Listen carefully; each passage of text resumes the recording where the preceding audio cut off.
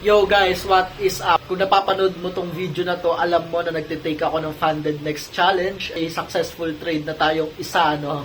Kahapon yun. Today is Friday, May 10, 5:30 p.m. Philippine time. For today, na-try natin maghanap ng second trade natin kay Funded Next Challenge and hopefully makakuha tayo so that this day will be, wala lang. Gusto ko lang makakuha din ng trade. Hindi tayo bibigyan ng market, edi huwag, di ba? Ayun, meron naman akong insight kay gold. We'll share it to you in a while. So, that's it. Let's see. Yes, here is my insight for gold or XAUSD. So, let's get into for our time frame. For our time frame kasi, bullish yung price, no? However, bullish. However, we don't have any retracements yet. So, we're expecting the price to retrace first before continuing its upside move. Currently, I am looking for a short bearish trade.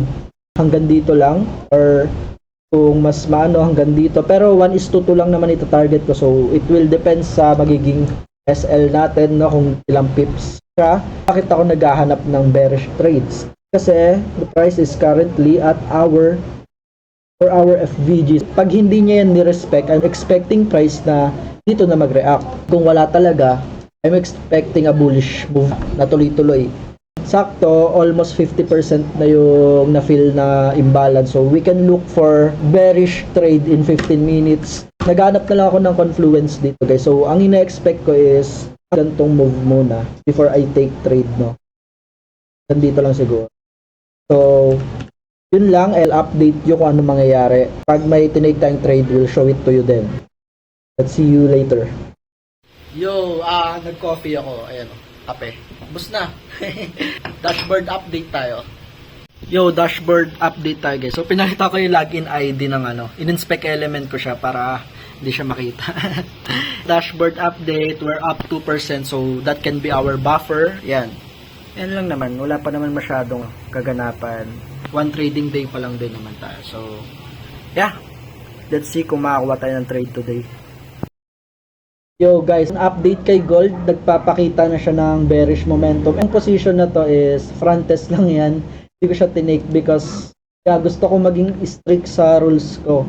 Na magte-take lang ako ng entry sa 15 minutes. I think mga 30 minutes, wait tayo 30 minutes, we can see some entry points. Kung magkakaroon naman tayo ng break of structure here, we can consider taking short position at this order block. Yo guys, I will just sharing you some of my thoughts. One of my front tests played out and here's it.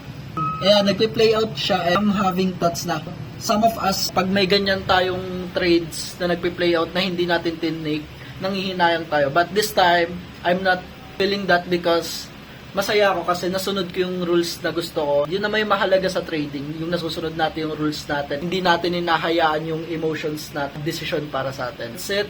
We'll see you later. Yo guys, update. Finally si gold nagbigay na siya ng bearish momentum. Meron tayong break of structure. Yung hinahanap natin. Break of structure, then potential FVG kasi 10 minutes na lang naman yan. Pero itong order block na yung iti-take kong trade. Target ko is 1:3 kasi medyo malakas naman yung momentum. I can expect na magkaroon tayo ng 1:3. Then, ayun, isa-set ko na tong limit order na to. Ilalagay ko sa journal. Tapos, i-update ko na lang kayo kung anong mangyayari sa trade. Yun lang guys, see you later.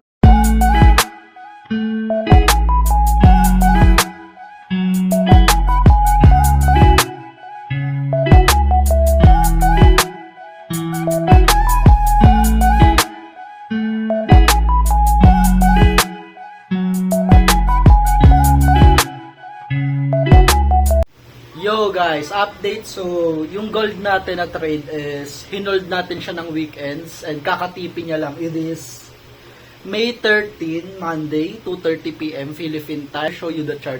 Ayun guys, ito yung chart natin kay gold, yung trade natin na nag-play out. Ayun natin, no?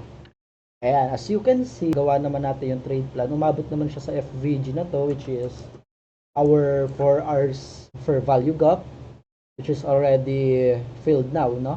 So, pwedeng maganap ng long, siguro. Tingnan natin kung makikitaan natin ng bullish momentum. Ito yung trade na yon. Ayan, guys. Also, I will show you the dashboard in a while. Get into it sa dashboard.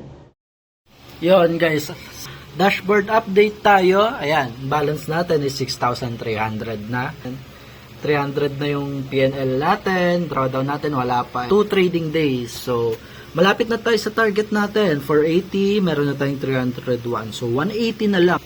That is the result of our second trading day na hinold natin, no? So, from 2%, naging 5.03% tayo. And yon guys, journaling na tayo. And alright, let's start.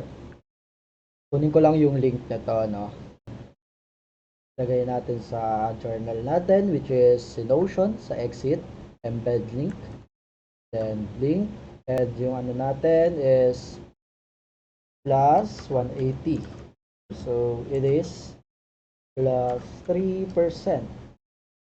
Post notes natin is ano bang natutunan ko sa trade na to? So, sama na natin yung reflection dito, no? So, para sa akin yung trade na to is good.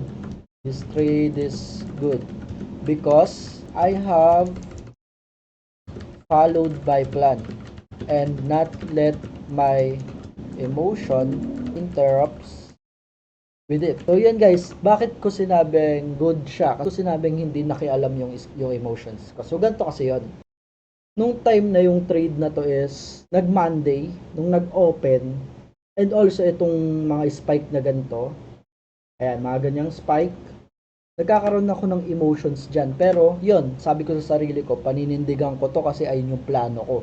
Guess what, di ba? Ang ganda naman ng result natin. So, ayun guys, ang makukuha nyo dito siguro is kung paano nyo pinlano yung trade nyo. Huwag nyo hahayaang tabunan siya ng emotions nyo kasi pag yung trade nyo nakaplano na tapos hindi nyo tinuloy, para siyang hindi nyo nire-respeto yung sarili nyong plano. Yun guys, happy trading sa inyo. Hopefully you learned something in this video. Subscribe for more.